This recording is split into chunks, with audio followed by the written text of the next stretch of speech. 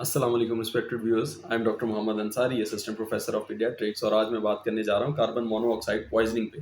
Carbon monoxide का source क्या है, कहाँ से आती है, कैसे जिस्म को नुकसान करती है, और क्या इसकी अलामत होती हैं, और इसका तदारुक कैसे किया जा सकता है, और इसका इलाज कैसे किया जा सकता है, घर पे फर्स्ट एड कैसे दिया जा सकता है कार्बन मोनोऑक्साइड पॉइजनिंग की शक्ल में।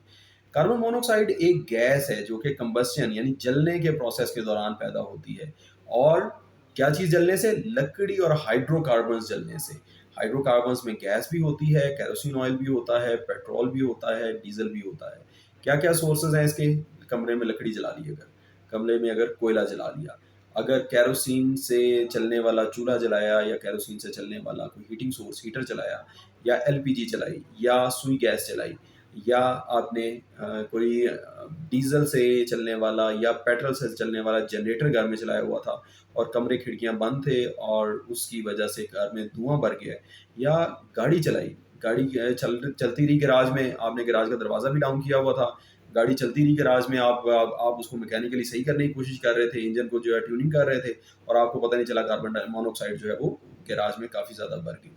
रात को लोग सो जाते हैं जनरेटर चला के, अक्सर शादी वाले घरों में ऐसे मसाइल होते हैं, लोगों को डर होता है कि बाहर तो जी जनरेटर रख देंगे, बाहर तो गली में शायद कोई चोरी करके ले जाए, तो गेट से अंदर रख देते हैं, दरवाजे से अंदर रख लेते हैं, जनरेटर भी चलता रहता है रात भर, और लोग भी सोते रहते हैं, इससे कार्बन मोनोऑक्साइड की पॉइजनिंग होती है। हिली एरियाज़ में, अभी हिली एरियाज़ में विंटर का सीज़न आने वाला है, उनमें ऐसा होता है कि लकड़ियाँ जला देते हैं या कोयला जला देते हैं। वो लकड़ियाँ और कोयला रख देते हैं घर के अंदर, कमरे के अंदर रख देते हैं, कमरा बिल्कुल सील पैक होता है, और सील पैक करना मजबूरी होती है, सील पैक से तो मना नहीं किया जा सकता। रीज़न बीइंग कि मैं आपको यही मशवरा दूँगा कि आप बजाय इसके कि उस हीटर को रखें, आप अपना कमरा अच्छी तरह से सील पैक करें। बजाय इसके कि आप लकड़ियाँ रखें या कोयला रखें कमरे में, आप कमरे को अच्छी तरह से सील पैक करें, ताकि एक दफ़ा आप गर्म हो जाएँ तो आपको बार-बार जो है वो इसकी ज़रूरत ही ना पड़े, कमरे को गर्म करने की ज़रूरत ना पड़े। तो उसमें कार्बन मोनोऑक्साइड जमा हो जाती है। इसकी साइंस समझ लेते हैं, कार्बन मोनोऑक्साइड बनती क्यों है? कार्बन डाइऑक्साइड नॉर्मली बनती है कंबस्शन के प्रोसेस, जलने के अमल के दौरान कार्बन डाइऑक्साइड, यानी एक मॉलिक्यूल कार्बन का और 2 मॉलिक्यूल ऑक्सीजन के जब मिलते हैं तो कार्बन डाइऑक्साइड बनती है। लेकिन जब एक कमरे में एक क्लोज़ स्पेस के अंदर कोई चीज़ जलती रहती है, इंजन चलता रहता है, जनरेटर चलता रहता है, या आग जलती रहती है, कोयला जलता रहता है, तो वो ऑक्सीजन इस्तेमाल करता रहता है कमरे के अंदर मौजूद, और ऑक्सीजन इतनी कम हो जाती है कि अभी कार्बन डाइऑक्साइड, 2 मॉलिक्यूल ऑक्सीजन के जो है वो कार्बन डाइऑक्साइड बनाने के लिए अवेलेबल नहीं होते, एक सिर्फ अवेलेबल रह जाता है, और कार्बन मोनोऑक्साइड की प्रोडक्शन बहुत ज़्यादा हो जाती है। कार्बन मोनोऑक्साइड की जब प्रोडक्शन ज़्यादा हो जाती है और ये हम इनहेल करते हैं, तो ये हमारे जिस्म में जाके बहुत जल्दी से फेफड़ों में से जज़ब हो जाती है और हीमोग्लोबिन के साथ बाइंड कर जाती है। हीमोग्लोबिन के साथ इसका बाउंड जो है वो बहुत स्ट्रॉन्ग है। इस बाइंडिंग को जो है वो ऑक्सीजन नहीं रिलीज कर पाती। अब इतना ये स्ट्रॉन्ग बॉन्ड बन जाता है कि ऑक्सीजन इसको रिलीज नहीं कर पाती अपनी बाइंडिंग साइड से, और ये डिसीविंग है ये गैस, कि हीमोग्लोबिन का कलर जो है वो चेरी रेड हो जाता है, बजाय इसके कि नीला हो। जिस तरह कार्बन डाइऑक्साइड के मिलने से हीमोग्लोबिन का कलर नीला होता है, तो हमें फौरन पता चल जाता है वो बच्चा नीला पड़ गया जी, जी पेशेंट हमारा नीला पड़ गया। तो इसमें नीला नहीं होता, इसमें तो बिल्कुल इनको चेरी रेड कलर हो जाता है पेशेंट का। चेरी रेड कलर बिल्कुल ऐसे जो है वो माशाल्लाह उसके चेहरे पे रौनक आई होती है। इसका मतलब है कार्बन मोनोऑक्साइड जो है उसके उसने हीमोग्लोबिन के साथ मिलकर कार्बोक्सी हीमोग्लोबिन बना दिया है। अब ये हर कार्बोक्सी हीमोग्लोबिन अगर उसको जो है दोबारा ऑक्सीजन दी भी जाए थोड़ी मिकदार में, तो वो इस कार्बन मोनोऑक्साइड को हीमोग्लोबिन से अलहदा नहीं कर सकता। इस वजह से इस ऐसे पेशेंट को बहुत ज़्यादा मिकदार में ऑक्सीजन देनी पड़ती है, ताकि इस जो कोवलेंट बॉन्ड जो बना दिया हुआ है कार्बन मोनोऑक्साइड और हीमोग्लोबिन ने आपस में, इसको तोड़ा जा सके।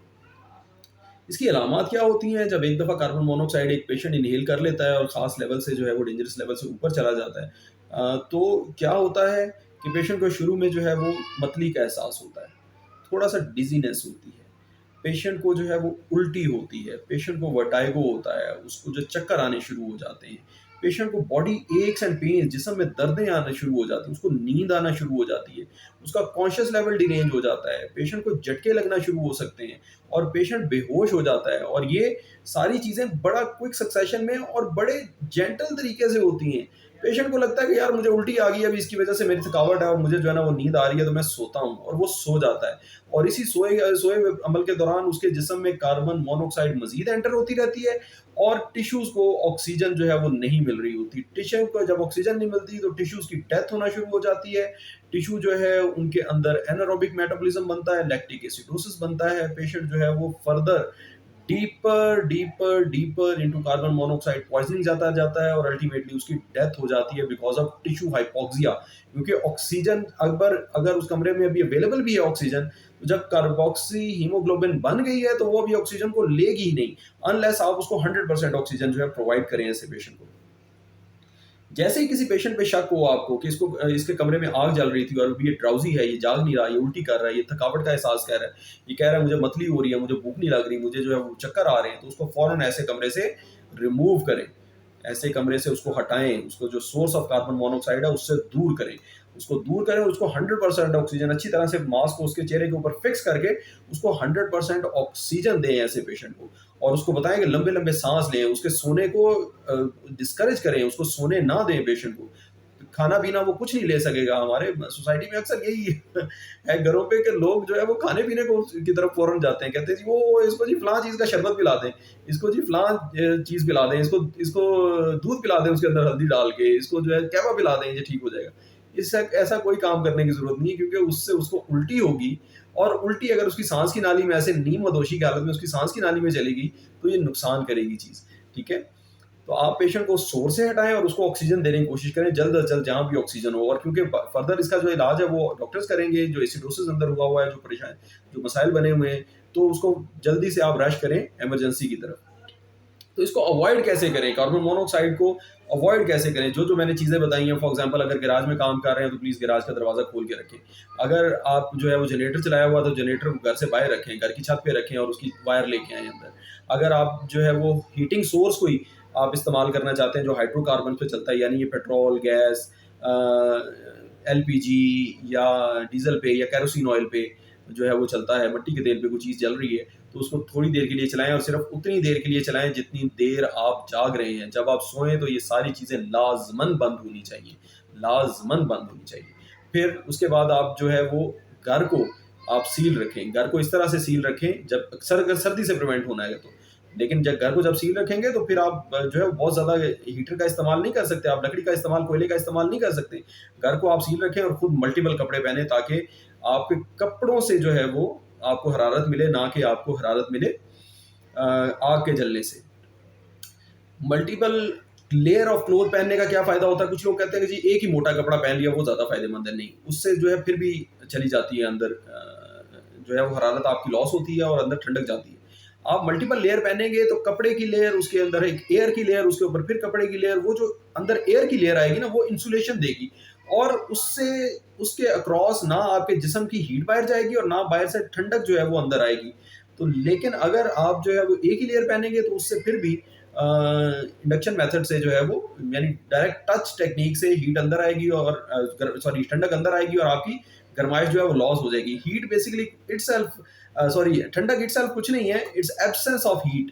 तो आपके जिस्म से हीट निकलेगी तो डेफिनेटली जो है बाकी जो रह जाने वाली चीज़ है वो ठंडक ही होगी। जैसे डार्कनेस कोई चीज़ नहीं है, इट्स एब्सेंस ऑफ लाइट।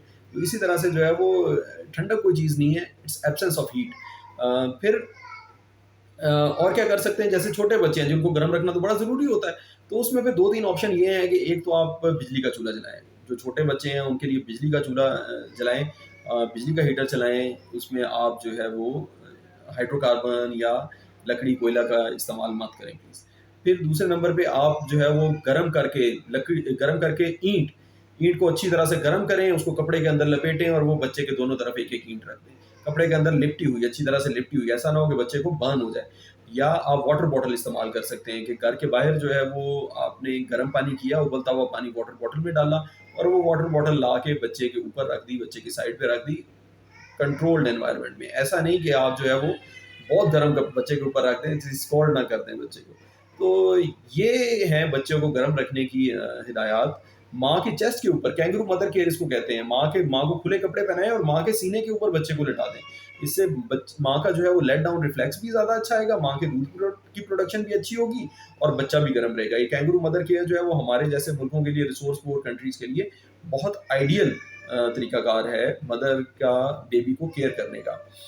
तो ये थी व्यूअर्स मेरी आज की गुजारिशात रिगार्डिंग कार्बन मोनोऑक्साइड पॉइजनिंग। उम्मीद है आप लोगों को इससे फ़ायदा होगा और आप मेरा चैनल लाइक भी करेंगे, सब्सक्राइब भी करेंगे और अपने दोस्तों को रिकमेंड भी करेंगे इंशाल्लाह। Thank you very much. अस्सलाम वालेकुम।